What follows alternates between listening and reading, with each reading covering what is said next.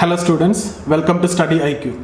In this session, we are going to discuss the period between 1823 to 1835, a very important period in history because during this time you can see Lord William Bentick and certain reforms also.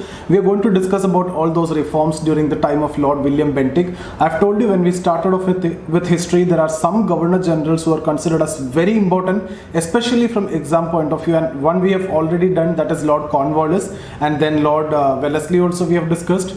Again, very important for subsidiary alliance, and Lord William Bentick is important for anti-Thuggee law, anti-Sadi resolution, some reforms. Okay, and then we will also have to talk about Lord Dalhousie. A lot of reforms are there. Okay, and then other governor generals like Lord Lytton, a controversial one, and then Lord Ripon. Okay, and then we will talk about Canning, Mountbatten, all these governor generals we will discuss. All are considered important, so we will spend some time to these important governor generals and we'll discuss those governor generals in detail.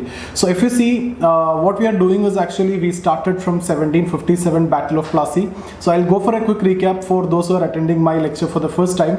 So we discussed about Battle of Plassey and then associated developments, and then we discussed about 1773 Regulating Act. Okay, and through Regulating Act, what happened, the Governor of Bengal became Governor General of Bengal. So Governor of Bengal became Governor General of Bengal, and the first Governor General of Bengal was Warren Hastings. Okay, and this Governor General of Bengal, this act is basically, as its name indicate, it is to regulate. Now it is going to be for regulation of East India Company. So the Crown is going to regulate the East India Company through different acts, and that regulation will keep on increasing, and that you can see in the coming act, Pitt's India Act and Charter Act, etc. Okay, we will see all these acts. So here, Regulating Act, so the regulation is basically done through 4 council members. So Governor General in council was created, and decisions cannot be taken alone by the Governor General. Till then the governor can take the decisions alone. Now the decisions are taken on the basis of majority. So you need to consider these 4 members also, and if they are against you, you cannot take your decision. If let's suppose 3 are against you, you cannot take your decision.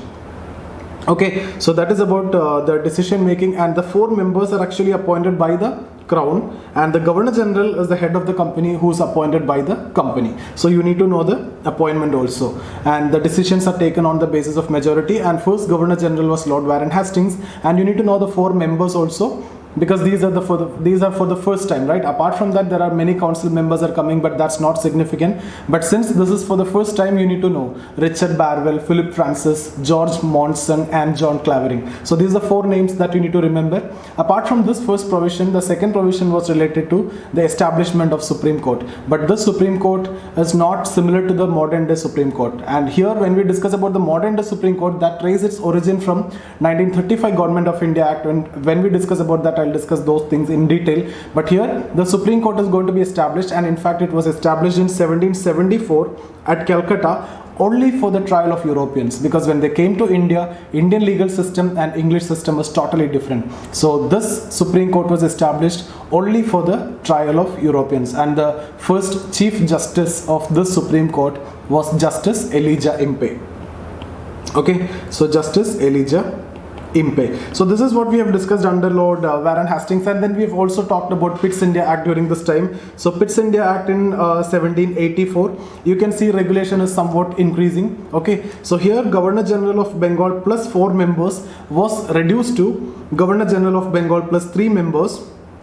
Okay, and given some casting vote to the Governor General, because there was a problem with the first one, Regulating Act. I've told you decisions are taken on the basis of majority, but right from day one, 3 out of 4 gentlemen was always against Warren Hastings. And interestingly, the reason was that when they came from England, they were not welcomed properly by the Governor General, and ever since they were always against Warren Hastings, and Warren Hastings could not implement any of his decision. And to solve that, actually this 4 members was reduced to 3.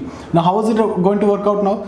See, earlier there are 5 in total, so 3 out of 5 is the majority. Now 4 in total, still 3 out of 5 is the majority, but this 3 out of 4 is the majority. But in the new situation, there can be an equality, like 2-2. 2 means Governor General is getting support of 1 person and the 2 are against it. In this case, Governor General have a casting vote. Okay, so effectively Governor General will have 2 votes. That means if the Governor General need to implement any of his decision, you need the support of at least 1 person. That's enough, and that you can manage somehow by bribing, or in any means you can manage it. Okay, so some vote that problem is solved. Okay. Second provision was related to a board of control. A board of control has to be established in England with 6 members who's going to regulate the affairs of East India Company in India. Okay, so that is about board of control. So this 4 council members, or now 3 council members sitting in India and regulating the Governor General. Board of control comprising of 6 members sitting in England and regulating. So you can see the regulation keeps on increasing. Third one was related to the provision of recall. So if the company, or if the Crown or the Parliament is not satisfied with any of its official, the Crown can recall, or the Parliament can recall that officials, including the Governor General. Remember that Governor General is still appointed by the company and the members were appointed by the Parliament. So the members, they can call back anytime. But even though the Governor General is appointed by the company, still the Parliament have the control over the Governor General. So there was a provision of recall through which the Parliament can recall any of its official, including the Governor General. And then we have discussed about this period, why it is known as trial and error period in history, and all those things, the revenue settlements that he tried, okay, the problems with respect to legal system, the problems with respect to revenue system, and his attempt towards it. Indology, we have talked about Asiatic Society of Bengal, we have talked about Calcutta Madrasa, we have talked about translation of Sanskrit, this Manusmriti to Jendu code, all those things that we have discussed with respect to Indology. And then we have discussed about Cornwallis. And in Cornwallis, we have talked about civil service reform, police reform, and judicial reform. Okay, so when we discuss about civil service reform, I have told you he is known as the father of Indian civil service, and it was not through any open competitive exam, and it was not for Indians. If you see, Indians started entering into civil service only after 1833 Charter Act, since there was a provision in 1833 Charter Act that there should not be any discrimination on the basis of sex, color, creed, place of birth, etc. in the recruitment to civil services. But again, some Indians started entering, but later only.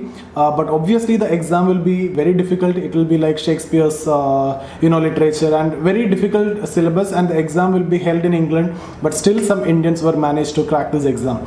Then we talked about police reforms. Like till then zamindars enjoyed the power of policing, but now police stations were established, police officials were appointed, and all those things we have discussed. Then we talked about the changes in structure and changes in law. Okay, eyewitness law was changed, for example. Then he introduced new concepts like equality before law, rule of law. These two are actually the most important pillars of our constitution. So all these things we have discussed. And then we have also talked about permanent settlement. Okay, so I told you it was implemented by Lord Cornwallis and John Shore, where Bengal, Bihar, Orissa, eastern part of India, and some parts of Tamil Nadu and Benares, 19% of British India. The system was like this: the peasants have to pay it to the zamindar, zamindar will pay it to the state. So there is an intermediary zamindar, and the ownership of land is given to the zamindar, but it is not absolute. Between peasant and zamindar, zamindar is the owner. Between zamindar and the state, state is the owner. Just like the zamindar can evict the peasant if the peasant is not able to pay the tax, the state can evict the zamindar at any point of time if the zamindar is not paying the tax, under sunset law, which was introduced in 1794. Okay, so that's about the setup. And how much the zamindar will get? Zamindar will get the commission 1/11 of the collected amount, 10/11 will go to state, and if you put it in percentage, 91% to the state and 9% to the zamindar. Okay, and then what we need to see is actually the impact. Two most important impact that we have discussed is related to absentee landlordism and chain of intermediaries, and that led to exploitation. Apart from that, there are common criticisms which you can see in all other settlements, that is a high rate of taxation, money lenders, emergence of money lenders, very high interest rate, rural indebtedness, okay, and then rural landless labors, unemployment or disguised unemployment, poverty, inequality, all these consequences. Anyway, we have discussed, and that is common to all. And next we have discussed about Ryotwari settlement, although it is coming later in 1805, 1817 and 1818 in different phases. But since we have discussed about permanent settlement, we have also covered these two settlements, like Ryotwari settlement and Mahalwari settlement. In Ryotwari settlement, who introduced? Thomas Munro and Reed. In fact, I forgot to tell that when we discussed about the last Governor General, Lord Hastings, during that period only, we discussed Lord Hastings period from 1813 to 1820, and I've told you there was a shift in policy. But during that time only, this Ryotwari settlement was introduced in 1820 in Madras province by Thomas Munro. Okay, the governor over there. So then we have talked about Mahalwari settlement. It was in the northern part of India, like in Punjab and western UP. So eastern part, permanent settlement, Bengal, Bihar, Orissa, parts of Tamil Nadu and Benares. And Rottweiler settlement, if you see, entire Tamil Nadu, okay, Madras, and then the Bombay include Gujarat, Sindh, etc. And then central provinces with the capital Nagpur. So that covers the maximum area, that is around 51% of British India. So 19% permanent settlement, 51% Rottweiler settlement, rest of the 30% Mahalwari settlement. Okay, so Mahalwari settlement was introduced by Holt Mackenzie. Okay, so this one Rottweiler settlement was introduced by Thomas Munro and Reed, and that was a question in 2017, direct question in prelims. So the impact remained the same, but the structure is different. In case of Rottweiler settlement, there is no intermediary zamindar. A British official will collect the tax from the peasant, and the land ownership is actually given to the peasant. Same is the case with the Mahalwari settlement. There is no intermediary. The panchayat will collect the tax, and it is a collective responsibility of the village to pay tax, and the person who is responsible for collecting the tax from the panchayat side or the village side is known as Lambardar or Nambardar. So that's about different revenue settlements. And with that we covered Lord Cornwallis, and then we talked about Lord Wellesley, and during Wellesley we have talked about subsidiary alliance, very important. And when we discussed about subsidiary alliance, I've told you it is basically a military help.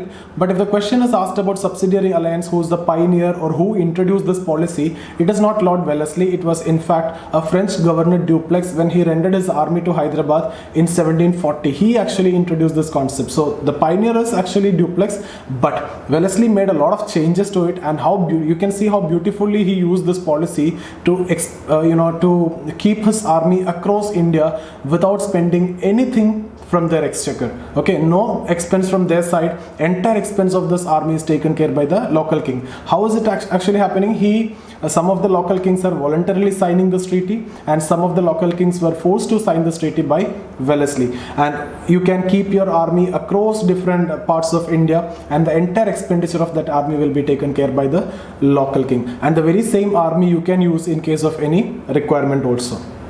Okay, so there are some conditions, like if you're signing the treaty, you cannot employ any foreigner other than English in your army, first of all. Secondly, in case of any war treaty or peace treaty, you have to inform it firstly to the British. Inform as the word is very diplomatically used. Actually, you have to get the permission from the British. And when you need to get the permission from British to sign some local treaty, that means you are surrendering the sovereignty. Okay, so you can see when 1799, the battle of, the Fourth Anglo-Mysore War, if you see, Tipu or Mysore was actually forced to sign the treaty, but Tipu, instead of signing the treaty, went for the war. The reason is you're surrendering the sovereignty. So he fought the war and he died in that war, and after the death of Tipu in the Fourth Anglo-Mysore War, Mysore signed the treaty. So there is a very famous statement in history. You can get questions like this: Tipu's death in history is understood as an honorable death than a dishonorable pact. So what is that dishonorable pact the statement is talking about? That is subsidiary alliance. But I've seen a lot of students who are writing about the various other aspects of this war, the previous, all the three wars, and all the different causes, the strategies, etc. But you are not going to get any single mark for that, because the question is specific to subsidiary alliance. Okay. And the third condition in subsidiary alliance is, if you're signing this treaty, an English resident had to be stationed in the capital of that local state, and the entire expenditure of that person has to be taken care by the local king. So that's about a subsidiary alliance. In return, Britishers promised that they will not interfere in the internal matters, which they never did or hardly did, and they will support or they will protect the native state from any external threat. But the problem was the British became the threat for them. And you can see in 1803 Sindh signed the treaty, but in 1843 Sindh was annexed under British territory. And there is a very famous statement by the person who is responsible for annexation of Sindh, Mr. Charles Napier. He wrote a letter to the Governor General, Lord Ellenborough, by saying that we don't have any right to annex Sindh, but still we do that, and what a piece of rascality it will be. Okay, so they clearly know that they are not supposed to do that, because Sindh is a state which signed the subsidiary alliance, and you are bound to protect that state under the treaty. And then you can see Awadh also annexed. Awadh signed the subsidiary alliance, and Awadh was annexed under misgovernance in 1956. And that was one of the most important reasons for 1857 revolt also. So after Wellesley, we talked about Minto, Lord Minto I, and mostly we have discussed about Treaty of Amritsar, and apart from that we have also talked about Charter Act of 1813. Two important provisions. One was related to the end of monopoly of East India Company, except in two items, that is trade in tea product and trade with China. So And because of that, what happened, I've already discussed in detail, I'm not getting into that. That led to deindustrialization in India. And one more impact of 1813 Charter Act I'll discuss when we discuss about Lord Hastings, the next Governor General, and you can clearly see that, and you have already seen that. So this is how you need to connect the points. And the second point of Charter Act of 1813 was related to education.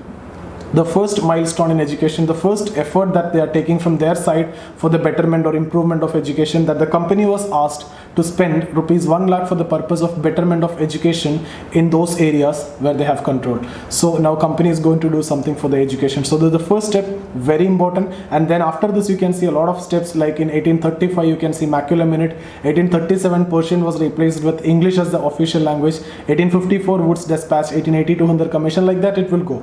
Okay, we will see, we will cover each and everything when the time comes. Okay, then we have discussed about Hastings from 1813 to 23.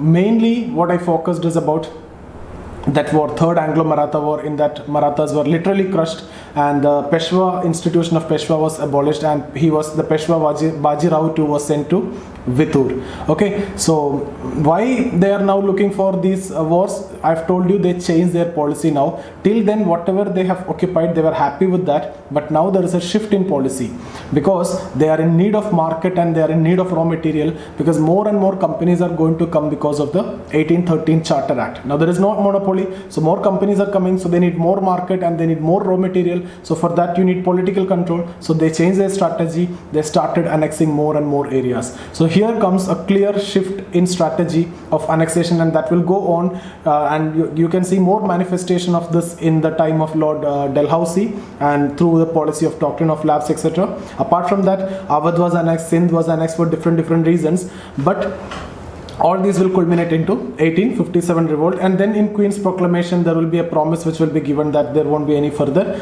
annexation, and that was a gentlewoman promise that was kept till independence. There was no further annexations, and that in fact became the problem that we faced after independence for the unification, and that is also you need to study under post-independence. Okay, so that's what we have discussed. So now why they are fighting this war? For example, let's suppose they establish a cotton factory in England. Okay, they are in need of cotton, and you get cotton from either US or India or Egypt. Already US got independence, so you can't get from there, or you need to pay for that. So better choices from India, and in India, which region cotton is grown? It requires that it requires that black soil, right? So that Deccan region. So that's why they targeted that Marathas and that region.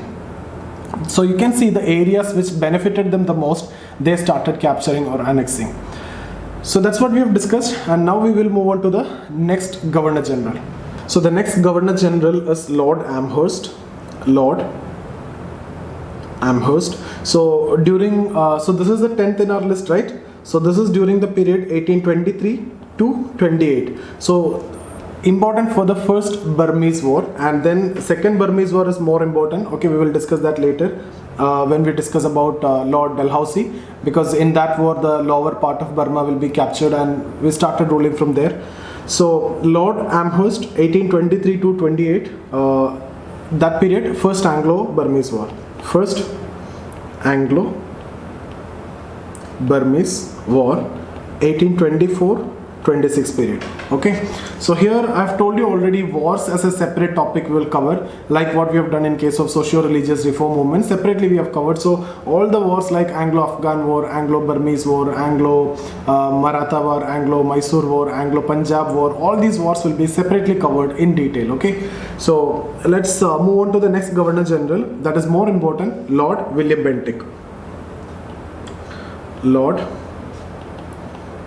William Bentick. So during this time, 1828 to 35. Okay, so the most important point here is actually in 1829 anti-Sati resolution.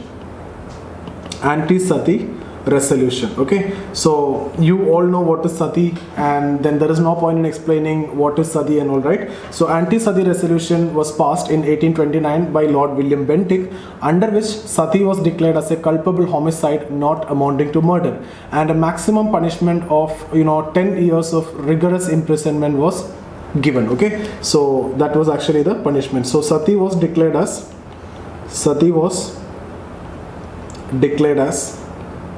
culpable homicide not amounting to murder. Okay, and a maximum punishment of 10 years of rigorous imprisonment was actually given as the punishment. So the Indian who was responsible for this is, we have already discussed under the socio-religious reform movement, Rajaram Mohan Roy.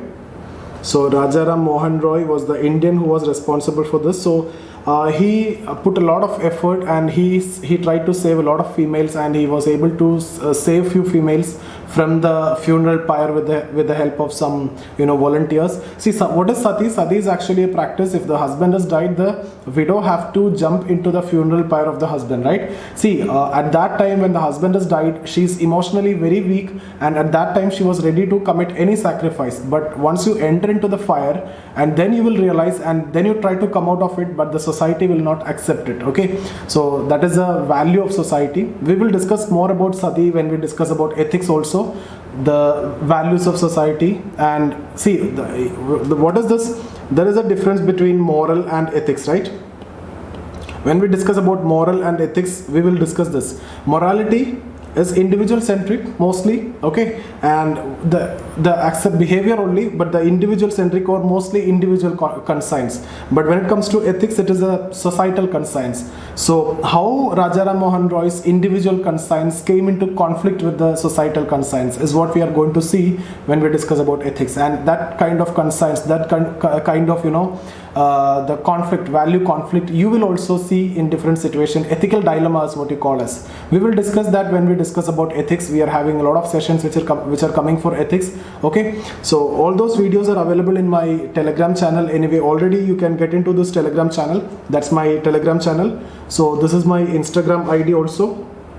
This is Zia Safir. So you'll get all my videos over there in the Telegram channel, or you can get in touch with me in this Instagram ID. This is my Facebook ID also, or Zia IAS. This is my Facebook ID or YouTube. Okay, so this is my number 9790 892-697. If you need to have any answer writing program or test series, especially for sociology or GS specific, okay, so you can get in touch with me. I can help you in your answer writing, and for classes also. Okay, so we have regular classes and live classes available.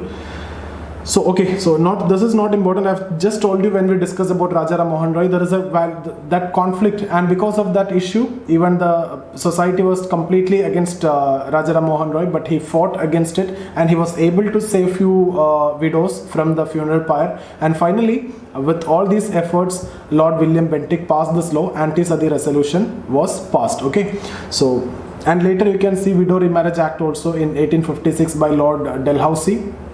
And you can get a comparison question between Lord Dalhousie and Rajaram Mohan Roy. The question which was asked in 2013 mains was, Dalhousie in all probable case could be called as father of modern India. Okay, see, if you see the contribution of Dalhousie, it is first of all, if you see Widow Remarriage Act, yes. But here, anti-Sati resolution is what you can compare, right? Anti-Sati resolution, Rajaram Mohan Roy put the efforts, but who implemented it? It is Lord William Bentick. So if you try to weigh, if you see the weight of these, who's weighing more? I think Dalhousie will be having, more points in this case, because that person implemented it. Rajaram Mohan Roy went for it. Rajaram Mohan Roy will be better compared with Ishwar Chandra Vidyasagar over there. Apart from that, there are some contributions in media, press, education, literature, etc. from Rajaram Mohan Roy's side. I am not denying that. But if you compare it with Wood's Dispatch, which was introduced by Lord Dalhousie, there is no match at all. Okay, Wood's Dispatch is known as Magna Carta of modern Indian education. So I don't want to support anyone. Rajaram Mohan Roy could be called as father of modern India, and he is the father of modern India. Dalhousie could also be called as father of modern India. So you don't want to deny the fact that Dalhousie don't deserve to be called as father of modern India. Simply you can talk about railways, and you can say how it connected India and the cultural integration and all those aspects you can write with Dalhousie. Post and telegraph you can write. Okay, a lot of other things are there. So we will discuss that in detail when it comes to Dalhousie. Now apart from this, one more important point that I need to discuss here is, this was also asked in mains question, that law and order situation in India improved drastically during British time. So already we have discussed about police reform. Police stations were established, police officials were appointed, but during this time 1829 to 35, you can see huge suppression of anti-social activities, right? They introduced this law, anti-Thugi law, Tugilo. See, thugs were the armed people, they hide in the jungle, and if you know the traders, business people, etc., when they are going through that way, they attack and they loot and they kill mercilessly.